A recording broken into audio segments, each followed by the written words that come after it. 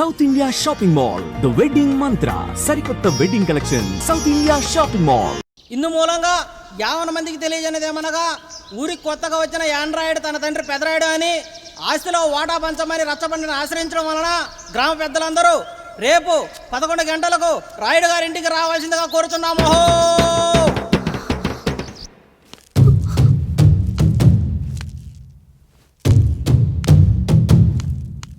ఎందుకొచ్చారు? తన తాత పాపారాయుడు గారు ఆస్తి తనకు కూడా కావాలంటూ పంచాయతీలో ఫిర్యాదు చేశాడయ్యా.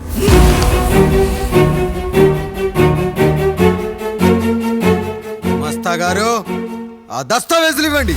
అయ్యా మరి మా సంగతి ఏంటి? అడగరేంటి? అవునన్నయ్య, ఈరోజు మీ పన్మేష్ కొడుకొచ్చాడు, రేపు ఆ పాలదం కూతురు వస్తుంది. ఇలా వచ్చినోళ్ళంతా మీ సంతానమే అని తెలిసాక అదిగో ఆ కాముడు చెప్పినట్టు మా ఆయన వాటా కిందో బాత్రూము, నాకో సబ్బు బిల్ల, నా పుట్టబోయే బిడ్డకో బొట్టు బిల్ల, ఇదే మిగులుతుంది. అయినా ఊరి జనాభా కన్నా అన్నయ్య పిల్లల సంఖ్య ఎక్కువైపోతుంది. వాళ్ళందరూ ఇంటి మీదకి వచ్చే లోపు మా ఆస్తి మాకు ఇచ్చేస్తే మా బతుకులు మేము బతికేస్తాంగా. అవునన్నయ్య, మా ఆస్తి మాకు కావాలంతే. ఎవరిని పట్టుకుని ఏం మాట్లాడుతున్నారయ్యా? ఉన్నప్పటి నుంచి ఆయన మిమ్మల్ని సాగుతూ ఉన్నారు.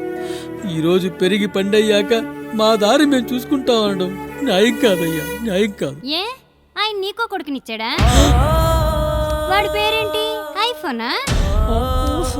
ఎరా ఆస్తి కావాలా? 4 బ్రష్లతో తోముకుంటే ఎక్కడ విడిపోతామో అని నా బ్రష్ టూత్ పేస్ట్ నీకు త్యాగం చేసినప్పుడు అప్పుడు అడగాల్సిందిరా అన్నయ్య ఆస్తి కావాలి అని. ఎరా నేను వాడిపారేసిన లంగోటాలు మార్చి మార్చి చొక్కాలు చేతిగుడ్డలుగా వాడారే, అప్పుడు అడగాల్సిందిరా అన్నయ్య ఆస్తి పంచు అని. నువ్వు 6 నెలల పసికందుగా ఉన్నప్పుడు పాల కోసం ఏడుస్తుంటే నిన్ను తీసుకెళ్లి పసుల దొట్లో కట్టేశానే, అప్పుడు అడగాల్సిందిరా అన్నయ్య నాకు ఆస్తి కావాలి. మా తండ్రి గారు పాపారాయుడు పోలికలు నాకు, నా పోలికలు ఆండ్రాయిడ్కి. అసలు మా కుటుంబంలో ఏ పోలికలు లేని మీకు ఎందుకు ఇవ్వాలరా ఆస్తి? ఆస్తి లేదు, గీస్తి లేదు. Get out, get out, get out, get out, get out, get out అని నేను అనొచ్చు, కానీ అనగలనట్రా? అనలేను. ఎందుకంటే మీరంతా నా తమ్ముళ్ళు, నా చెల్లెళ్ళు. రక్తం తాగిన దోమ కూడా వెళ్ళేటప్పుడు కృతజ్ఞతగా ఏ మలేరియానో టైఫాయిడో వదిలి వెళ్తుంది. కానీ రక్తం పంచుకొని పుట్టిన మీరు ఈ అన్నయ్య కోసం ఆస్తి కూడా వదల్లేకపోతున్నారు కదరా. గుమస్తా గారు, నా యావదాస్తి నా తమ్ముళ్లకు చెల్లెళ్లకు వాళ్ళ పేర్ల మీద రాయండి. నాకు చిల్లి గవ్వ కూడా అక్కర్లేదు. ఇక ఈ ఇంటికి నాకు ఎటువంటి సంబంధం లేదు. లక్ష్మి, సావిత్రి, మీ చీరలు విప్పేయండి. ఇక్కడికి వచ్చేటప్పుడు ఏ చీరలు కట్టుకున్నారో వెళ్ళేటప్పుడు కూడా అదే చీరలు కట్టుకోండి. వెళ్ళిపోదాం. దస్తావేజులు తీసుకురండి.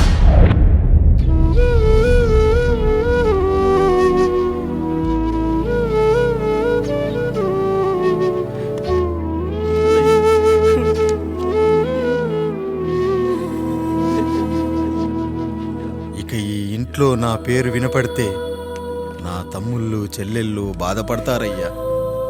ఈ ఇంట్లోనే కాదు, ఈ దస్తావేజులో కూడా నా పేరు ఉండకూడదు. నేను ఇక్కడ సంతకం పెట్టి వీళ్ళ మనసు నొప్పించలేను. అయ్యా, మొత్తం వదిలేసి మీరెలా బతుకుతారయ్యా? ఎండకు నీడలా, వర్షానికి గొడుగులా నన్ను ఇన్నాళ్ళు కాపాడింది. కష్టాల్లో సుఖాల్లో నాకు తోడుగా నిలిచింది. నా నిజమైన ఆస్తిని, కుటుంబ గౌరవాన్ని కాపాడింది. ఇదేరా నా ఆస్తి, అంతస్తు. ఇదే మా నాన్నగారిచ్చిన లంగోట. బంగారం లాంటి తమ్ముళ్ళే లేనప్పుడు నాకు మాత్రం ఈ బట్టలెందుకురా? వెతికిన దొరకదే రూపం, అరి పిలిచిన పలకదే ప్రాణం. వెతికా నువ్వు నడిచిన దారుల్లో, బ్రతికే నువ్వు విడిచిన శ్వాసల్లో. హో నీడ నడిగా, గాలి నడిగా, ఎక్కడని నా ప్రాణం ఏరు నడి నడిగా ఊరు నడిగా ఎందుకని మౌనం బాధనను విడువనని తడిమినది వెంటపడి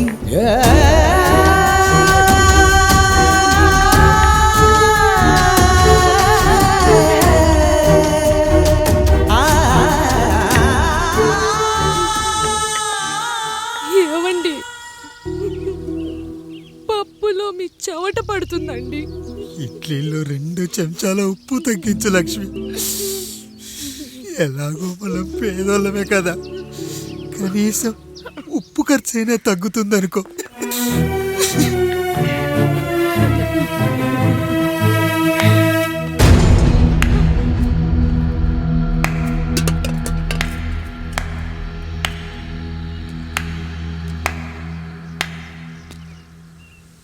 పప్పు రుబ్బుతున్నావా పెదరాయుడు? ఎవడికైనా చేసిన పాపం పండుతుంది అంటారు, నీకు మాత్రం అదిగో అలా పిండయింది. అరే రే రే రే రే, చేతి నిండా భార్యలు, ఇంటి నిండా బంధువులు, బీరువా నిండా డబ్బులు, ఊరి నిండా జనాలు. ఏరి ఎక్కడ ఇంటర్వెల్ ముందు ఇంటర్ చదివే కుర్రాడు ఏదో ఆవేశంగా డైలాగులు చెప్పాడు, సెకండ్ హాఫ్ కు మర్చిపోతాడు అనుకున్నావు కదూ? మర్చిపోవడానికి నువ్వు నాకు ఇచ్చింది అప్పు కాదు, ద్రోహం. అమ్మ వచ్చిన ప్రతిసారి అడిగేవాన్ని, అమ్మా నాన్నెక్కడా అని. నీ గురించి తెలిసాక నీ ముందుకొచ్చా, నీ బ్రతుకుని ఇక్కడి దాకా తీసుకొచ్చా. పిక్చర్ అభి బాకీ హే మేరా పితాజీ. నిన్నిలాగే వదిలేస్తే ఈ ఆండ్రాయిడ్ తో వదలవు. సామ్సంగ్లు, హెచ్టీసీలు, లెనోవాలు అంటూ కనిపారేస్తూ మా అమ్మ లాంటి వాళ్ళ కోసం తిరుగుతూనే ఉంటావు.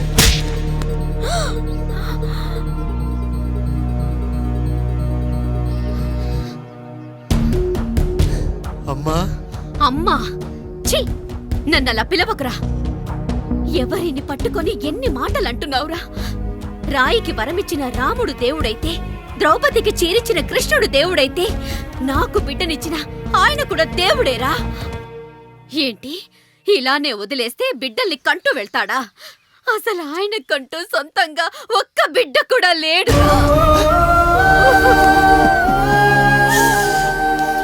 అసలు ఏం జరిగిందో తెలుసా? మీరుండండి, ఉండండి. మొదటి భార్యని చేసుకున్నాక పిల్లలు పుట్టలేదని రెండో పెళ్లి చేసుకున్నారు. ఆవిడికి పుట్టలేదు. మూడోసారైనా తగులుతుందనుకున్నాం, తనకే పుట్టలేదు.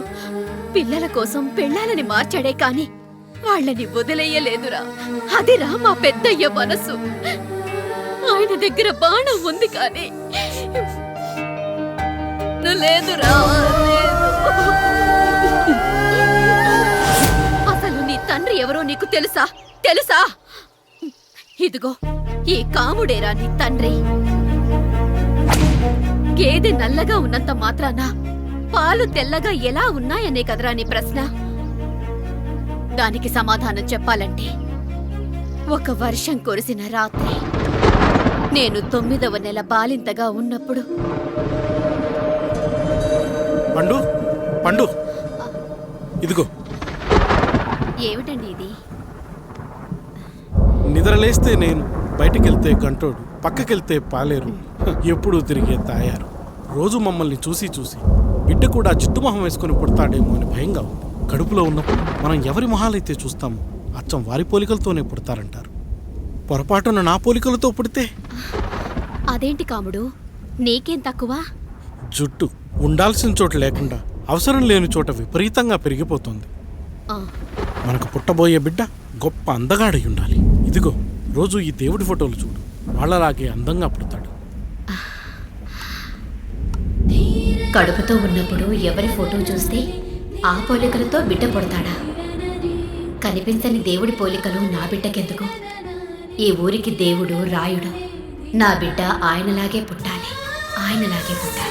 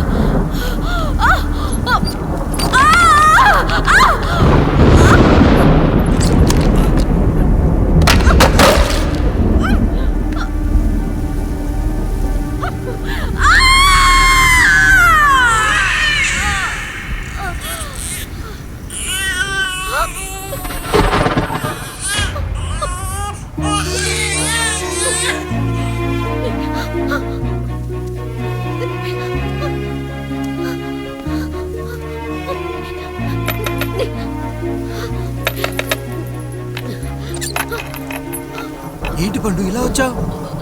అయ్యా, తప్పు జరిగిపోయింది పెద్దయ్యా. ఏం జరిగింది? అసలే నువ్వు ఒట్టి మనిషి కూడా కాదు. ఒక్కసారి ఇటు చూడండి అయ్యా.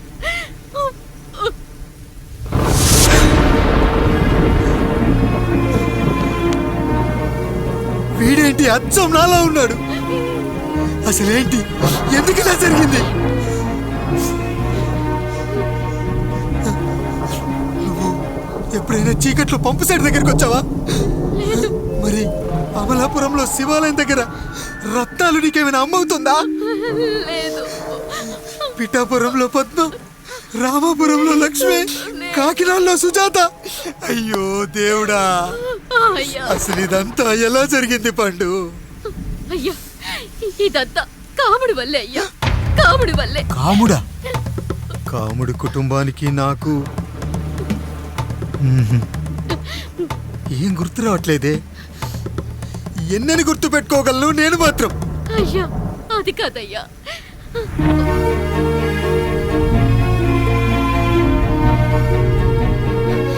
అలా రోజు మీ ఫోటో చూసి చూసి అచ్చం మీలాగే పుట్టాడు. అయ్యో, నా పోలికతో బిడ్డ కావాలనుకోవడం ఏంటి పండు? నువ్వు ఇలా చేయడం ఏంటి పండు? పోలికల కోసం ఫోటోలు ఎందుకు చూసావు పండు? అందుకే కదయ్యా ముందు ఆ డైలాగ్ చెప్పాను, తప్పు జరిగిందని. ఇప్పుడు ఏం చెయ్యాలయ్యా? స్వచ్ఛమైన మన ప్రేమను ఈ పాడులోకం అర్థం చేసుకోదు. కనీసం మీ ఇద్దరి జీవితం బాగున్నా ఆనందపడేవాని. వీణ్ణి ఇక్కడ ఉంచొద్దు పండు, బయటికి పంపించు. బయటికి పంపించి బాగా చదివించు, గొప్పవాణ్ణి చెయ్యి. వీడికి అయ్యే ఖర్చంతా నేనే భరిస్తా. అవసరమైతే ఆ డబ్బు కాముడి జీతంలో వచ్చేద్దాం. అయ్యా, వెళ్లే ముందు వీడికొక పేరు పెట్టండి అయ్యా. వీడు ఇంకో రాయుడు, అంటే ఇంగ్లీష్లో అండ్ రాయుడు, అండ్ రాయుడు.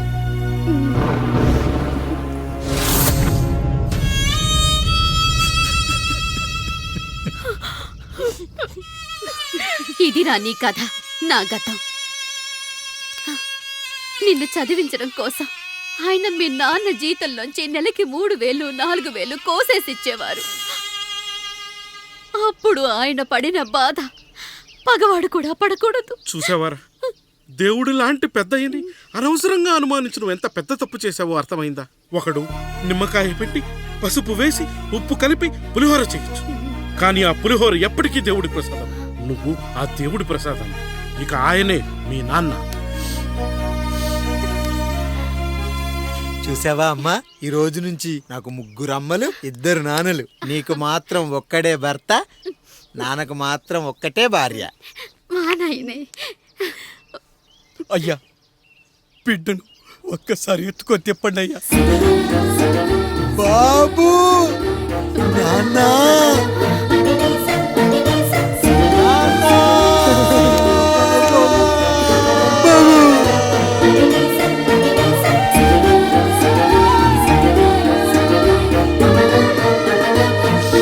నన్ను క్షమించు నాన్న. ఇప్పటికైనా నిజం అర్థం చేసుకున్నావు. అది నాకు చాలురా, చాలు. చాలదు నాన్న. నిన్ను ఏలెత్తి చూపిన జనంతో చెయ్యెత్తి దండం పెట్టించాలి. అన్నయ్య కంటే ఆస్తి ముఖ్యమనుకున్న మన కుటుంబానికి గుణపాఠం నేర్పించాలి. ఇక నాకు వదిలే నాన్న, నేను చూసుకుంటా.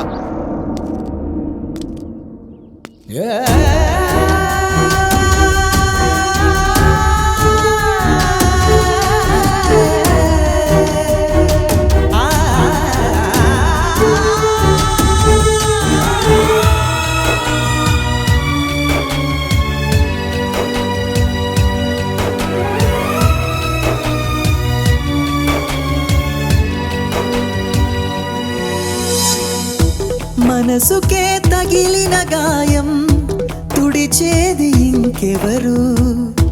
మనిషిలో పెరిగిన ద్వేషం తొలచేది ఇంకెవరు? గుండెలో పగిలిందా కన్నీటి పర్వతమే? ఓదార్పు కరువయ్యే బంధాల సంద్రములో జాలి లేదు, కరుణ లేదు ఈ స్వార్థ మనుషులలోన. గురుతులేవి, మనుగడేది ఈ మనిషి మంచితనాన. బాధనను విడువనని నవ్వినది వెంటపడి,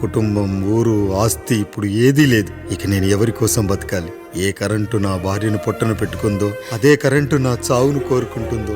నా చావుతో అయినా నా తమ్ముళ్ళు, నా జనం నన్ను అర్థం చేసుకోగలిగితే చాలు. ఉంటాను రా, ఉంటాను.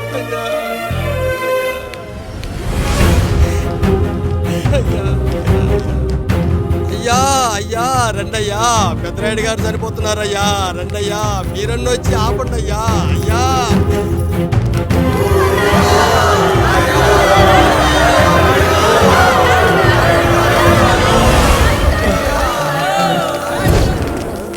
ప్రజల్లారా, నా బిడ్డల్లారా, నా జీవితం మీకే అంకితం. మళ్ళీ జన్మంటూ ఉంటే మీకోసం తిరిగి వస్తాను.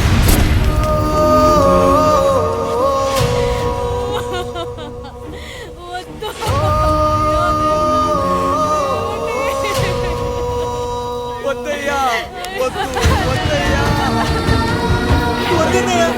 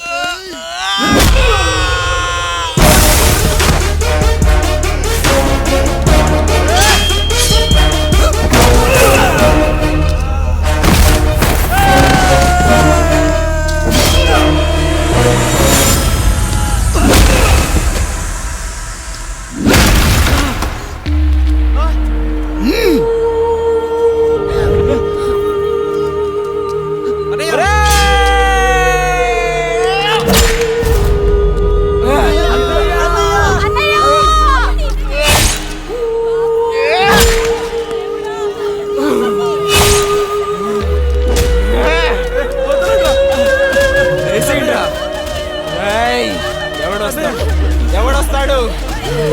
నిన్ను కాపాడటానికి ఎవడొస్తాడు? ఏసేట్రా?